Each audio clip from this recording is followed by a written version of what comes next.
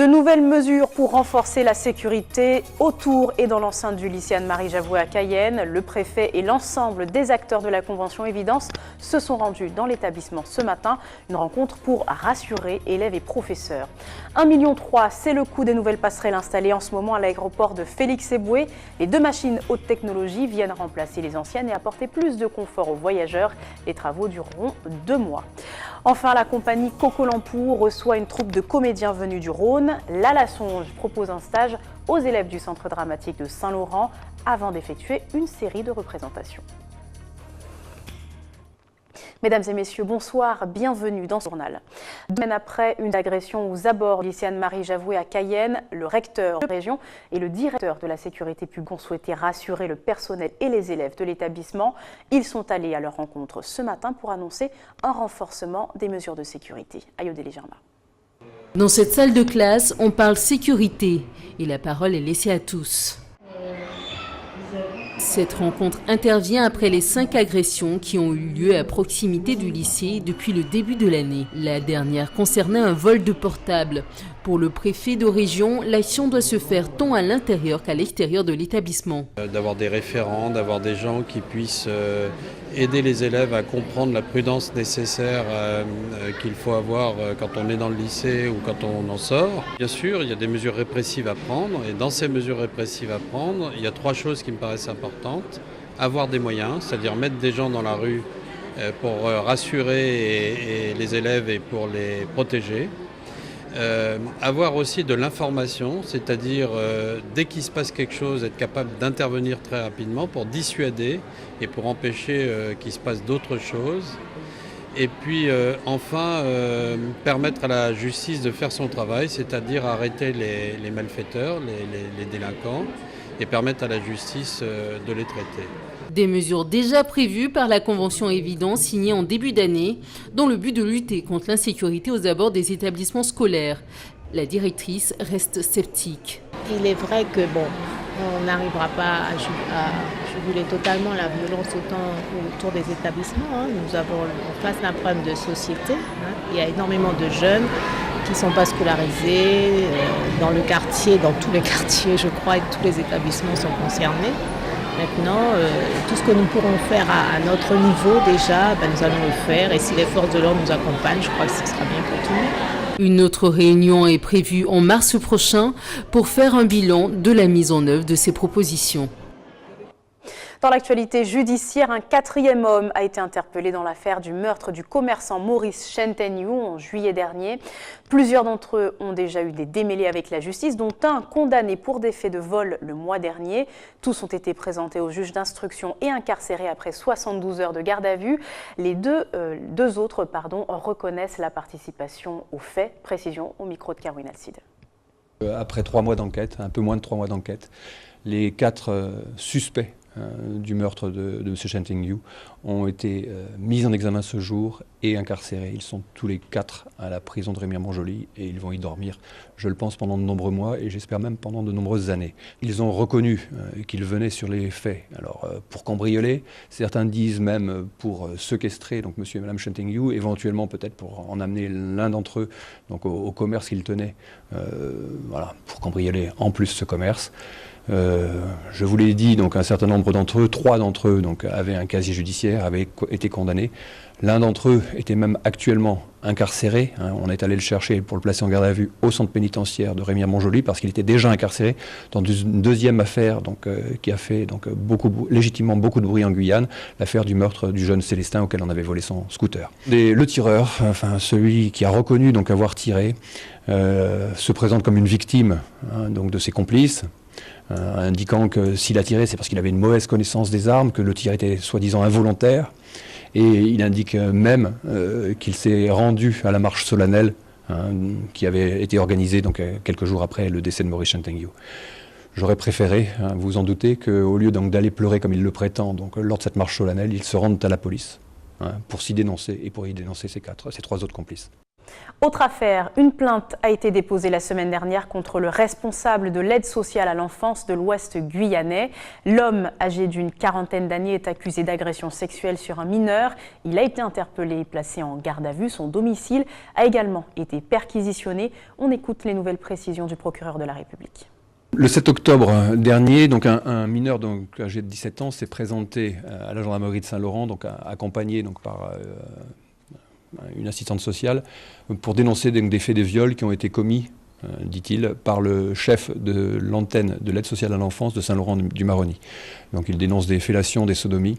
La mise en cause a été interpellé le 11 octobre. Il nie absolument les faits qui lui sont reprochés. Une ouverture d'information a été décidée. Le juge d'instruction a mis en examen ce directeur, ce chef de service de l'aide sociale à l'enfance de Saint-Laurent-du-Maroni, l'a placé sous contrôle judiciaire. Le parquet avait demandé son placement en détention provisoire, mais le juge a préféré le placer sous contrôle judiciaire. Donc l'enquête se poursuit, notamment pour savoir s'il n'y a pas eu d'autres victimes.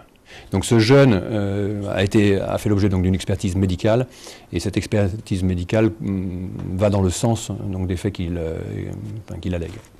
Le chef de l'antenne de l'aide sociale à l'enfance de Saint-Laurent-du-Maroni, qui a été mis en examen pour viol sur mineur par personne ayant autorité, est né en 1975.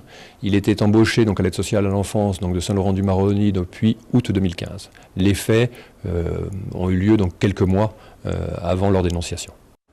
Revenons maintenant sur ce drame qui a ému la Martinique, la mort de Brittany, jeune femme qui avait mis fin à ses jours après avoir été victime de harcèlement scolaire. Depuis, les réactions sur les réseaux sociaux se multiplient.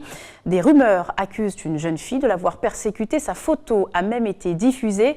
La mère de cette dernière a décidé de porter plainte. Loïc Régis. Excédée par le harcèlement subi par sa fille depuis 3 jours, cette mère a décidé de porter plainte. Sur les réseaux sociaux, la photo de l'adolescente a vite circulé. Les rumeurs l'accusent de propos injurieux à l'encontre de l'élève du CFA de Rivière-Salée qui s'est donné la mort. Des accusations à tort selon la mère.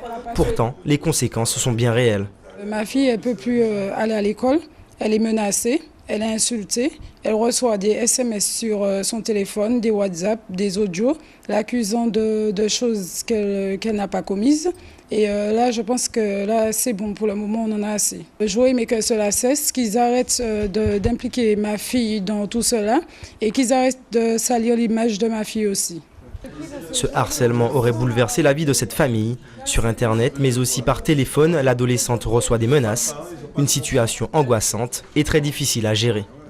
Vous ne savez pas comment elle le prend, vous ne savez pas comment elle vit ça le soir, vous ne savez pas comment elle est, vous ne savez pas quelle pensée qu'elle a, vous ne savez pas qu'est-ce qu'elle peut faire pendant que ses parents même pensent qu'elle est bien, mais elle n'est pas bien. Vous ne savez pas comment. Alors donc moi, ce message, je le dis au monde entier.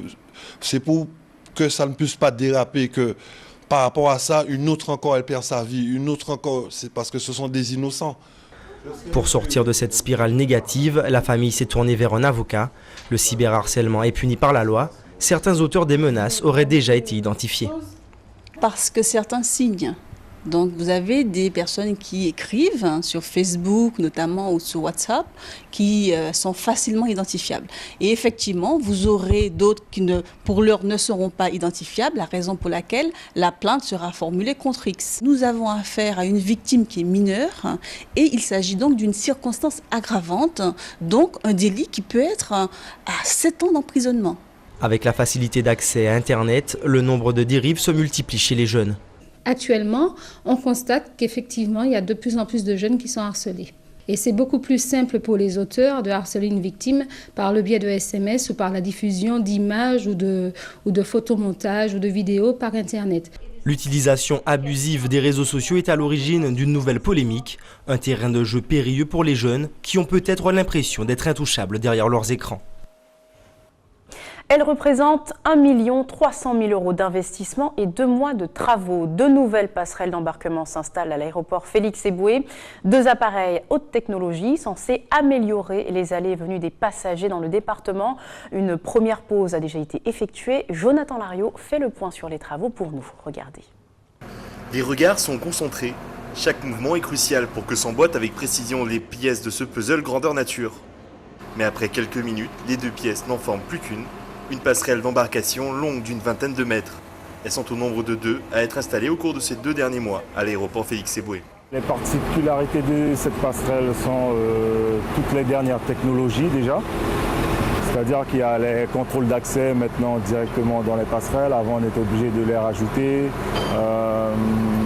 Il y a l'anti-rétraction pour si quelqu'un met son bras par inadvertance sur la passerelle.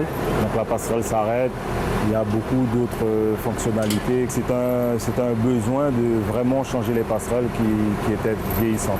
1 300 000 €, un investissement conséquent pour remplacer un équipement vieux de 20 ans. Sur place, une équipe composée d'une dizaine de personnes mène les opérations et arrive lentement mais sûrement à la pose de la deuxième passerelle. Ces anciennes passerelles qui étaient en place depuis la création du nouvel aérogare, donc depuis 1998. Il était donc temps de les changer et de passer à des passerelles de nouvelle génération avec des automates plus performants. Au niveau du traitement des avions, on peut s'ouvrir à un panel plus important de types d'avions puisque ces passerelles sont encore une fois de nouvelle génération. Donc on peut accueillir de plus petits avions que ceux qu'on pouvait accueillir jusqu'à maintenant en passerelle. Donc c'est un service supplémentaire pour les compagnies aériennes. Sur les 2 passerelles, une est déjà en service depuis quelques semaines. Pour l'autre, environ 3 semaines d'attente sont encore nécessaires. Mais l'achèvement des travaux devrait coïncider avec le début des vacances scolaires, qui est synonyme d'une période de haute fréquentation. Direction la Guadeloupe à présent avec un concours qui ne manque pas d'originalité. Composer un repas de chef avec des aliments premier prix, un défi lancé cette année encore par la Banque alimentaire de l'Archipel.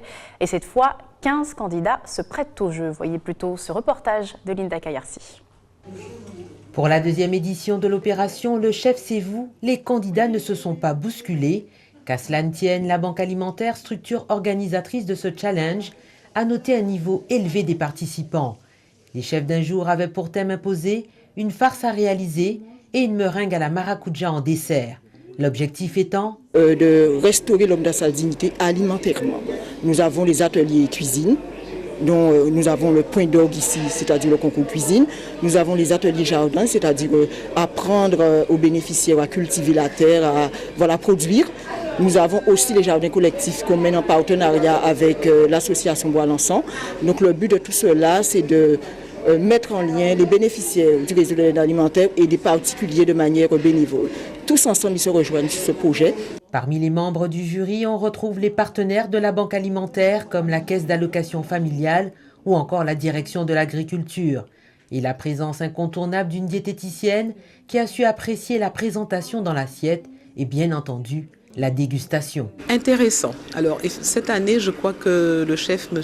Luyard, a mis la barre un peu haut peut-être, pas trop haut, mais en demandant donc aux participants de travailler sur une technique qui est celle de la farce, ça pouvait désarçonner. Et c'est ce qui s'est un petit peu passé dans les réalisations. Ceci dit, nous avons eu des résultats de qualité. Ça a été le dernier plat présenté par le CECAS de Sainte-Rose, parce qu'on va dire que c'est l'équipe qui quelque part a respecté le mieux la consigne en réalisant effectivement une igname creusée, remplie d'une purée de banane jaune parfumée au jus de maracuja. C'était excellent. Naïma appréhendait l'exercice, mais elle a relevé le défi. C'est l'association Flamango qui m'a proposé de venir participer à ce concours. J'ai trouvé un petit peu difficile parce qu'on ne maîtrisait pas trop la farce. Donc on a dû improviser un petit peu. Et nous avons fait une purée d'igname et banane jaune, un poulet au four avec de la farce à l'intérieur. Et quoi encore? Et comme dessert, une meringue. C'est une très bonne expérience que j'aimerais bien réexpérimenter une autre fois. La remise des prix aura lieu le 6 novembre lors de la journée des bénévoles. En Guadeloupe, toujours du cinéma, cette fois avec l'arrivée du Gang des Antillais. Ce long métrage de Jean-Claude Barny, récit historique de 4 jeunes arrivés en métropole dans les années 70. Le film a été diffusé hier en avant-première en présence du réalisateur. La rédaction Guadeloupe y était. Regardez. Inspiré d'une histoire vraie, le Gang des Antillais relate l'histoire d'un jeune Guadeloupéen en conflit avec son père. Mon père était un vieux nègre en colère.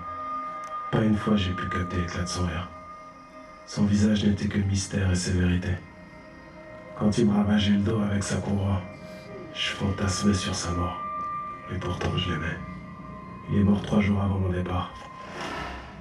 Arrivé en France et devenu père d'une petite fille dont la mère est décédée, le jeune Guadeloupéen prendra alors la décision de rejoindre un groupe de malfaiteurs, un choix qui changera à tout jamais sa vie. Ne crie pas! J'ai juste venu chercher de quoi remplir nos poches trouées. On fera tout ce qu'il faut pour repartir heureux de notre visite.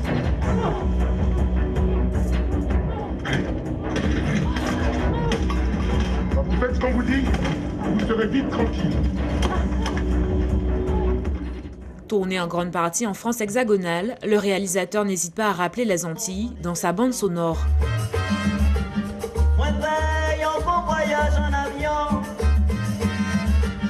Moi vrai, cinéma, moi manger, moi bien vrai, moi dormir, moi lever.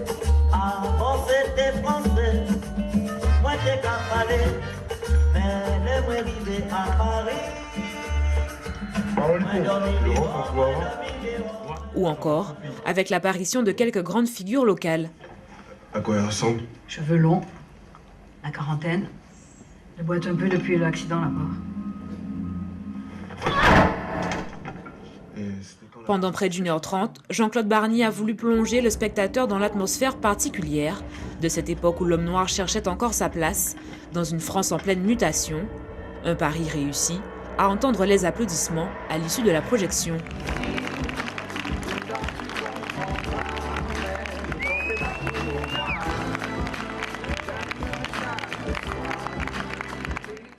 C'est un film, c'est pas un film entier en fait, c'est un film qui peut parler à tout le monde et je conseille à tout le monde de le voir parce que au-delà de tout, ça reste une histoire universelle et qui nous concerne tous. Très bien, j'ai beaucoup aimé, très beau film, c'est à voir. Ça nous montre encore une fois l'unité qui doit régner au sein des Antillais. Et j'espère que ce film-là fera prendre conscience que nous devons créer l'unité parce que la division ne nous rend pas service. Une émotion ressentie aussi bien par les spectateurs que par le réalisateur. Beaucoup d'émotions, essentiellement, et c'est vrai que le public a réagi au-delà des espérances, parce que c'est vrai que quand on propose un film aussi engagé, on a toujours peur qu'il y a d'abord une sorte de refus, mais je crois que notre population a besoin vraiment d'aller très loin dans la revendication. Et je crois qu'ils ont aimé la forme et le fond, et pour moi c'est très important, quoi. Ce soir, toute l'équipe sera au Madiana pour la dernière avant-première, avant la sortie officielle qui a lieu ce samedi. Retour chez nous, direction Saint-Laurent. Nous vous en parlions hier. La compagnie théâtrale Coco-Lampou accueille la troupe L'Alasonge, tout droit venue de la région Rhône-Alpes, pour présenter son dernier filage, la pièce Chevelure. Une occasion pour les élèves du centre dramatique de tirer quelques conseils de ces professionnels de passage, voire pour certains de participer à cette fameuse pièce. Elsa Gonzalez. Au théâtre Coco-Lampou, l'ambiance est studieuse. Chaque élève comédien joue et s'approprie son personnage. Cela peut être selon une expérience personnelle ou simplement l'envie, l'humeur du moment. On joue avec la pensée, donc il faut d'abord qu'on pense à quelque chose et on essaye de le jouer pour que le public il essaye de voir ce que nous on pense. C'est pas ce qu'on joue en fait, donc c'est plus ce qu'on pense. Et ça fait plus réel. Par exemple, Batou joue un jeune Indien parti faire ses études à New York. Il revient en Inde pour un mariage dans sa famille. Une continuité dans le personnage, pas toujours évidente à garder. C'est difficile, mais avec les intervenants qui viennent et nous expliquent comment ça se passe, alors petit à petit on essaye d'avoir l'expérience pour mieux le faire. Parfois ça peut pas, mais parfois ça vient naturellement. Donc voilà, il faut être juste tranquille et puis être bien concentré par rapport à ce qu'ils nous disent. La façon de travailler est originale et peu traditionnelle. Au lieu de partir d'un texte, la pièce s'écrit au travers des personnages. Un exercice d'improvisation et de mise en situation dirigé par la compagnie L'Alasonge. Alors l'exercice, c'est qu'on convoquait 4, 5 ou 6 personnages. Et on les interrogeait sur ce qu'ils faisaient là, sur qui ils étaient, sur leurs relations aux autres, sur des choses de la vie, leurs passions, leurs regrets, et de voir comment ils réagissent à ces questions. L'important, c'est pas tant la réponse que le personnage va donner à la question, mais comment il va trouver la réponse, ce que cette question va lui provoquer. Est-ce que ça l'angoisse? Est-ce qu'il est sûr de lui? C'est toutes ces choses-là qu'on découvre du personnage en leur posant des questions plus ou moins intimes sur le personnage. Depuis un mois, cette dizaine d'apprentis comédiens répètent et construisent leur personnage. Un personnage à 2 facettes qu'ils feront jouer ce samedi 15 octobre, d'abord dans une représentation d'improvisation, puis dans la pièce Chevelure, mise en scène et réalisée par la compagnie La Songe. Ainsi s'achève votre journal. Voici les principaux titres à retenir. De nouvelles mesures pour renforcer la sécurité autour et dans l'enceinte du lycée Anne-Marie Javoué à Cayenne. Le préfet et l'ensemble des acteurs de la Convention Évidence se sont rendus dans l'établissement ce matin. Une rencontre pour rassurer élèves et professeurs. 1,3 million, c'est le coût des nouvelles passerelles installées en ce moment à l'aéroport de Félix-Éboué. Les 2 machines haute technologie viennent remplacer les anciennes et apporter plus de confort aux voyageurs. Les travaux dureront 2 mois. Enfin, la compagnie Coco Lampour reçoit une troupe de comédiens venus du Rhône. La Songe propose un stage aux élèves du Centre d'art dramatique de Saint-Laurent avant d'effectuer une série de représentations. Merci de nous avoir suivis. Ne bougez pas, dans un instant l'information nationale, c'est le journal de TF1. Puis vos programmes continuent sur votre antenne à TV Guyane. Très bonne soirée à vous, bon week-end, à lundi.